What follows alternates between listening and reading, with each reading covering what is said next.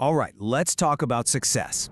We're constantly drowning in advice, right? Hustle harder, think positive, find your passion. It's a lot. So today, we're gonna cut through all that noise and figure out what the keys to a successful life actually are based on what experts and research have to say. And this really is the fundamental question, isn't it? Before we can even dream of achieving success, we have to know what we're aiming for. But it feels like the target is always moving, and everybody seems to have a different definition. Honestly, it can get pretty confusing. I mean, on one hand, we're told that success is all about massive financial wins, climbing the ladder and basically winning at all costs. But then, on the other hand, it's framed as finding inner peace, nurturing your relationships, and just personal fulfillment. So, which one is it? Or is it something else entirely? So, this brings us to our first major section. The consensus from just about everyone is clear. Before you can chase success, you have to define what it means to you personally.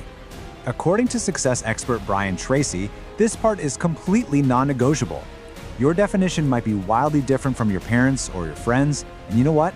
That's okay. Because real, lasting motivation comes from chasing what genuinely makes you feel happy and accomplished, not what you think you should want. And then Mark Manson takes this idea and just cranks it up a notch. He argues that truly groundbreaking success often comes from having an idea that goes against the grain, disagreeing with pretty much everybody, and being right. So the crucial point here is, your personal definition might not just be different, it might need to be radically different from the norm. So once you have a direction, the next step is building the psychological foundation to actually get there. This is what we call the inner game, and it all starts with your mindset. This whole concept comes from the work of psychologist Carol Dweck, and it's a real game changer. She found that people generally have one of two mindsets. A fixed mindset is the belief that you're either born with talent or you're not. End of story. But a growth mindset is the belief that you can develop your abilities through effort. And no surprise here, people with a growth mindset are way more likely to achieve success because they see challenges as learning opportunities, not some final verdict on who they are. And this quote just brilliantly illustrates the next point. Entrepreneur Eamon Gadzhi talks about the need for what he calls radical ownership. Whether things go right or wrong, you take responsibility. You don't make excuses, you don't blame other people or outside forces. This is the mindset that puts you in the driver's seat of your own life. So how do you actually build this? Well, experts at Verywell Minds suggest a few key strategies. You start by believing in yourself and actively cutting out that negative inner voice. You have to reframe failure. It's not the end, it's just a lesson. You learn to persist when things get tough. And, crucially, you have to take care of your own well-being through it all. Now let's see how this foundation builds into action. I mean, a powerful mindset is essential, but it doesn't mean a thing if you don't act on it. This section is all about the habits that turn your inner game into outer results. A classic for a reason. Instead of having these vague wishes, the SMART framework forces you to get crystal clear. Your goals need to be specific, measurable, achievable, relevant to your personal definition of success, and time-bound, with a clear deadline. This is how you transform a dream into a concrete plan. I absolutely love this concept. Your frog is that one task on your to-do list that you are dreading the most. And the principle, which was popularized by Brian Tracy, is so simple. Do that task first thing in the morning. This way you're using your peak willpower and focus. Once the hardest part of your day is over, everything else feels easier, and you build this incredible momentum for the rest of the day. And here's a critical habit to unlearn. So many of us think multitasking is the key to getting more done, but the research shows it's a total myth. Our brains just aren't designed to focus on multiple complex tasks at once, and when we try, it can slash our productivity by up to 40%. Real efficiency comes from single-minded focus on one task at a time.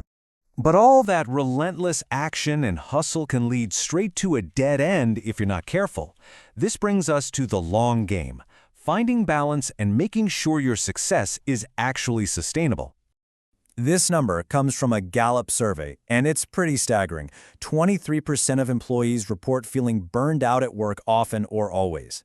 This is the real danger of ambition without well-being. That relentless pursuit of goals without any rest, well, it's just a recipe for crashing and burning. This is where finding a work-life balance becomes so important. And it doesn't mean a perfect 50-50 split every single day. It means mindfully prioritizing your professional goals right alongside your personal health, your relationships, and your self-care to create a career that is fulfilling for the long haul. So what really matters in the end? To answer that, we can look to one of the longest studies of adult life ever conducted. The Harvard study of adult development followed hundreds of men for their entire lives, from their teens all the way into their 90s, to find the ultimate secret to human flourishing. And here it is. After decades of research, the conclusion wasn't wealth or fame or career achievement. The clearest message from the study was this: good relationships keep us happier and healthier. Period. It turns out that positive relationships help regulate our nervous systems, they buffer us from stress, and they literally protect our brains as we age. The people who were most satisfied in their relationships at age 50 were the healthiest at age 80. And to really drive this home, the study's director, Robert Waldinger, says it plainly. Loneliness kills. Its negative impact on your health is just as powerful as smoking or alcoholism. Tending to your relationships isn't a luxury, it's a fundamental form of self-care. So let's put all these keys together and unlock a complete picture of what a successful life can really look like.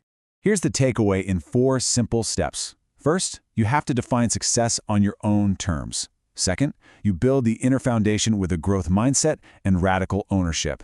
Third, you act on that mindset with smart goals and focused habits. And finally, you balance your ambition by prioritizing your well-being and, most importantly, your relationships. And that brings us right back to the beginning, but with a new perspective. We've explored the mindset, the habits, and the ultimate finding that connection is key. So now, the only question that truly matters is the one you have to answer for yourself. What's your definition of a successful life?